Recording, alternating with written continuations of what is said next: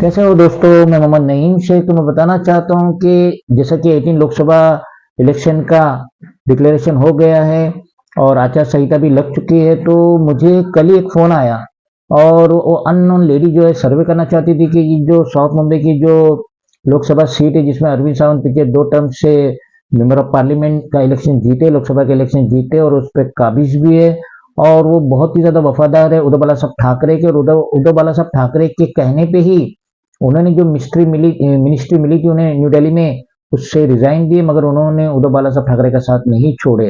तो ये जो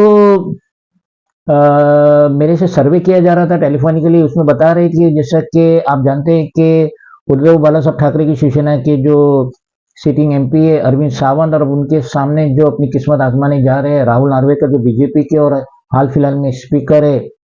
और वो ये भी कह रहे थे कि साथ ही साथ एमएनएस के बाला नंदगांवकर वो भी किस्मत आजमाएंगे। तो वो सर्वे कर रहे थे कि आपका क्या विचार है, कौन जीतेगा और कौन इस बार ये इलेक्शन में 18 लोकसभा इलेक्शन में जो साउथ मुंबई की लोकसभा की सीट है वहां से जीतेगा। तो मुझसे उन्होंने मेरा इजहार पूछे। तो ये तो कोई भी आदमी कुछ भी इजहार दे सकता है।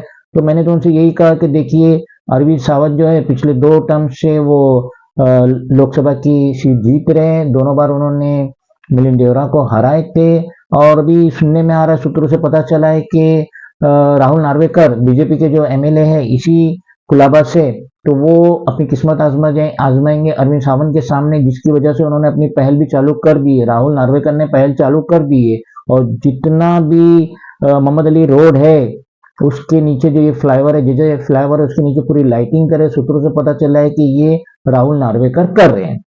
तो अभी यहाँ पे एमएनएस ने बाला नंदगांवकर को भी खड़ा किए हैं यहाँ से। तो ये तीनों में ट्रायंगुलर फाइट होंगी। तो मुझसे ये पूछा गया कि आपकी क्या नजरियात है, इन तीनों में से कौन जीतेंगे। तो बाला नंदगांवकर को तो गिनने की जरूरत ही नहीं है, उसकी तो डिपॉजिट ही जब्त हो जाएंगी, और बिला वजह जम मार रहे हैं। और मुझे ऐसा लगता है कि उनका जम मारने का वाहिद वजह ये है कि अरविंद सावंत के वोट काटे, क्योंकि महाराष्ट्र के जो कम्युनिटी है महाराष्ट्रियन है, तो मराठा जो लोग है, तो वो अरविंद सावंत और बाला नंदगांवकर में थोड़ा वोट बढ़ जाएगा। कट्टर जो शिवसैनिक है वो तो अरविंद सावंत को ही देंगे वोट, लेकिन बाला नंदगांवकर भी थोड़ा प्रचार करेंगे, उनके जो चीफ है राज ठाकरे भी प्रचार करेंगे अपने कैंडिडेट के लिए। तो ये तो एक तरीके से मुझे लगता है कि वो राहुल नार्वेकर के सपोर्ट में खड़े हुए ताकि अरविंद सावंत का वोट काटे, और राहुल नार्वेकर को जो मिलने वाला है जो उनकी कम्युनिटी का है, मारवाड़ी राजस्थानी जो भी है, और बीजेपी की जो वोट है उनको मिलेंगे। मगर यहाँ पे अरविंद सावंत का वोट काटने के लिए बाला नंदगांवकर खड़े हैं, जो कि रेस में है ही नहीं। बाला नंदगांवकर किसी भी तरीके से रेस में है ही नहीं। वो एमएलए का इलेक्शन नहीं जीत सकते, तो एमपी का इलेक्शन है, तो सवाल ही नहीं उठता। रही बात राहुल नार्वेकर और अरविंद सावंत, तो लेडी ने पूछी, 2-3 मिनट का ही था, पूछी। मैं कहा कि बहुत मसरूफियात है, रमजान का महीना है, नई बात कर। बोले सर 2 मिनट में लेती, आप मुझे जरा सा, हम लोग सर्वे कर रहे हैं। तो मैंने खुले दिल से कह दिया कि मेरा पूरा समर्थन जो रहेगा वो अरविंद सावंत के साथ रहेगा, क्योंकि 2 टर्म से ये जीत रहे हैं और इनके काम में कोई खामी नहीं है, और ये अपने सुप्रियर के इतने फर्माबरदार है, इतने रॉयल है कि ये अपने सुप्रियर उद्धव बाला साहब ठाकरे के कहने पे इन्होंने मिनिस्ट्री से रिजाइन दे दी। न्यू दिल्ली में मिनिस्टर थे, लेकिन जैसे ही बीजेपी और शिवसेना में दरार आई तो इन्होंने इधर नहीं देखे उधर नहीं देखे, अरविंद सावंत ने, और अपने सुप्रियर उद्धव बाला साहब ठाकरे के कहने पे रिजाइन दे दिए। बहुत बड़ी बात है। हम देख रहे हैं यहाँ पे राज्यसभा की सीट पाने के लिए मिलिंद देवरा ने कांग्रेस का साथ छोड़ दिए, वो एकनाथ शिंदे में जा मिले। हम देख रहे Ashok Chavan ex CM Maharashtra state, उन्होंने ये पाने के लिए वो अलग राह इख्तियार कर ली। तो कहने का मकसद ये है कि अरविंद सावंत जब अपने सुप्रियर का, अपनी पार्टी का फर्मा बरदार है, तो यकीनन वो उसके जुडिक्शन में, उसकी कॉन्स्टिट्यूंसी में जो लोग रह रहे हैं, हमारा ये ऑफिस भी उन्हीं की कॉन्स्टिट्यूंसी में आता है, तो वो हमारे भी वफादार होंगे। जिस वक्त उद्धव बाला साहब ठाकरे का साथ 40 रेबल इंक्लूडिंग एकनाथ शिंदे ने छोड़ दिए, जिस वक्त सिटिंग मेंबर ऑफ पार्लियामेंट ने उद्धव बालासाहब ठाकरे का साथ छोड़ दिए, तो ये तो 2 टर्म का एमपी है। अरविंद सावंत ने उद्धव बालासाहब ठाकरे का साथ नहीं छोड़े, और आज भी जब भी बाइपोल इलेक्शन हुआ है, उद्धव बालासाहब ठाकरे का रुतबा मर्तबा बढ़ा ही है।